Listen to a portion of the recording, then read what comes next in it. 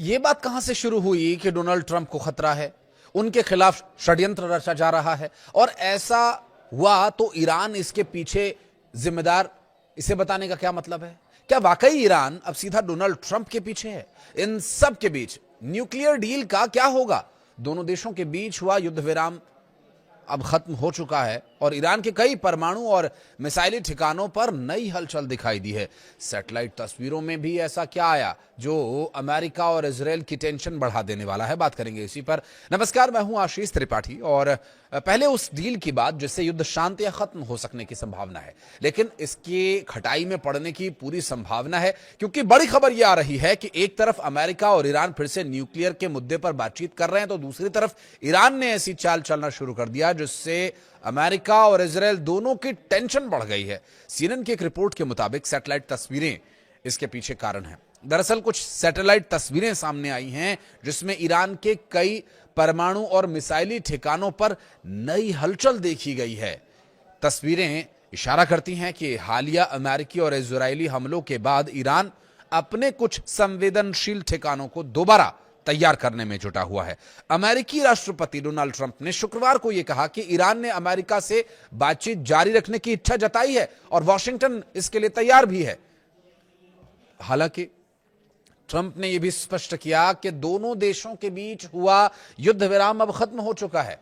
Social media पर उन्होंने लिखा कि ईरान ने हमसे बातचीत जारी रखने को कहा और हमने सहमति दे दी, लेकिन हमने साफ शब्दों में यह बता दिया कि सीजफायर अब खत्म हो चुका है। यानी एक तरफ बातचीत की तैयारी तो दूसरी तरफ तनाव भी बरकरार है। सीएनएन के विजुअल जांच के मुताबिक जून के आखिर और जुलाई की शुरुआत में ली गई सैटेलाइट तस्वीरों में कई संवेदनशील ठिकानों पर गतिविधियां देखी गई हैं। सबसे ज्यादा हलचल पारचिन सैन्य परिसर के तालेगान 2 इलाके में नजर आई। एक्सपर्ट्स का यह मानना है कि पहले यहां परमाणु हथियारों से जुड़े कार्यक्रम और उनसे जुड़ा सामान रखा जाता था। 22 जून और 7 जुलाई की तस्वीरों की तुलना करने पर पता यह चला कि जिन हिस्सों को अमेरिकी और इजरायली हमलों में नुकसान पहुंचा था, वहां पुनर्निर्माण और मरम्मत का काम शुरू हो गया है। तो ये टेंशन इजरायल और अमेरिका के लिए हो गई है।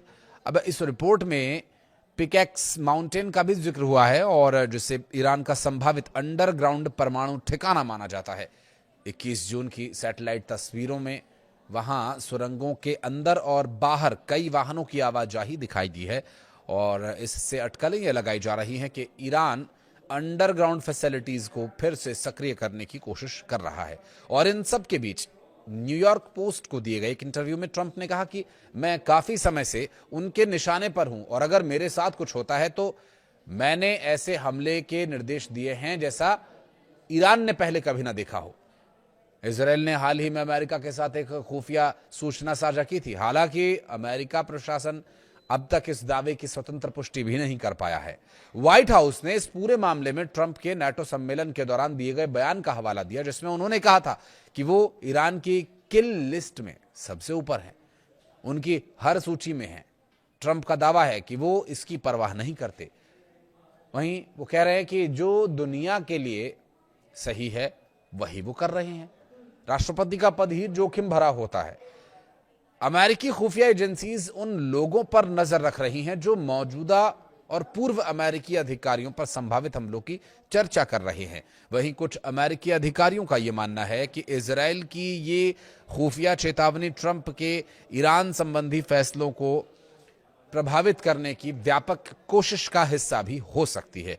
नेतन्याहू ने ट्रंप से बात की और ईरान को चिताया कि ये सब आखिर आगे कितने दिन और चलने वाला है।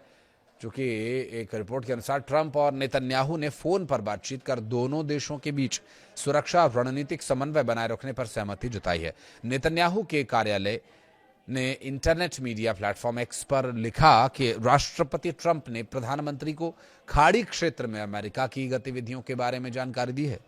उधर नेतन्याहू ने ईरान को चेतावनी दी है कि लड़ाई अभी खत्म नहीं हुई है।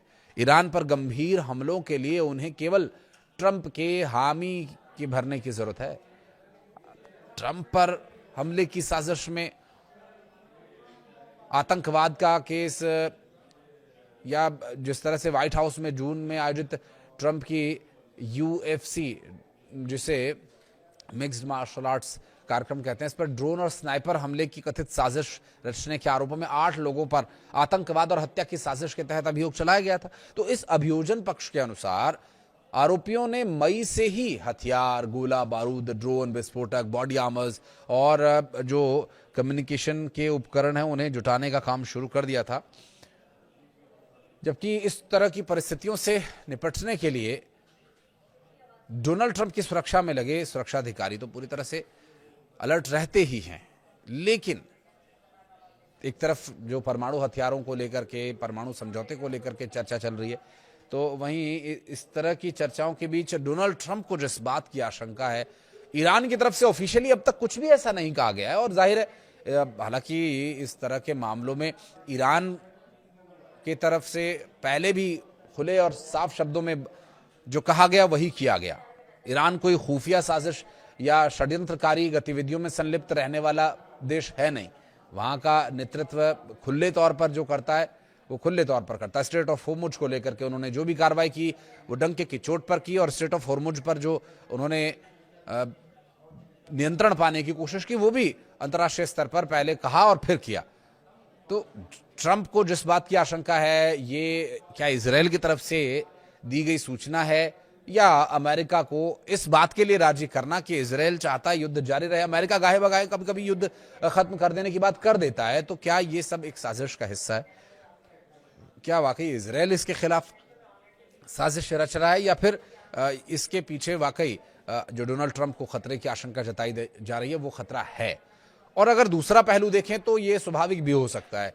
ईरान के धार्मिक नेता, पूर्व supreme leader Ayatollah Ali Khamenei साहब के साथ जो हुआ, जो उनकी शहादत हुई, इस बात से ईरान गमजदा है और एक बार फिर इस गम के मातम के बीच हो रहे हमले इस बात को दिखा रहे हैं, जता रहे हैं, बता रहे हैं कि इजराइल इस पूरे मामले में अमेरिका या ट्रंप के रवैये से इसलिए खुश नहीं है क्योंकि वो कभी कभी युद्ध खत्म करने या फिर स्ट्रेट ऑफ होर्मुज खोल देने पर ही युद्ध शांत कर देने, परमाणु वगैरह 2-4 जो उनके टॉपिक्स हैं उस पर ही वो युद्ध खत्म कर देने की बात करें। जबकि इजराइल को हमेशा इस बात की चिंता रहती है कि अगर अमेरिका ने युद्ध से पीछे हाथ खींच लिया तो इजराइल अकेला पड़ जाएगा, और इजराइल इस पूरे क्षेत्र में वाकई अकेला देश है। और ये बात और ये चिंता इजराइल प्रशासन को कहीं ना कहीं डरा रही हो सकती है, या फिर इस युद्ध को लेकर के कोई और रणनीति अब इजराइल बनाने वाला है। क्योंकि डोनाल्ड ट्रंप को दी गई वो यही सूचना थी कि उनके खिलाफ साजिश रची जा रही है, उन पर निशाना है ईरान का, जबकि ईरान की तरफ से अभी भी इस बारे में कोई भी स्पष्ट जानकारी नहीं दी गई है। आगे क्या स्थिति होती है ये देखने का विषय होगा। लेकिन इस बीच सबसे महत्वपूर्ण बात है स्ट्रेट ऑफ होर्मुज, जो कि अमेरिका को शांत रखने या अमेरिका के द्वारा हमला जारी रखने के बीच एक कारण हो सकता है। स्ट्रेट ऑफ होर्मुज पर जब भी ईरान का नियंत्रण रहा है तो अमेरिका बौखलाया और अमेरिका ने हमले किए हैं। बहरहाल इस पर अब क्या कोई रणनीति, कोई बीच का रास्ता निकल पाएगा, ये देखने का विषय हो। कुछ कहना चाहें तो कमेंट सेक्शन में जरूर बताइएगा। वीडियो को यहां तक देखने के लिए बहुत धन्यवाद।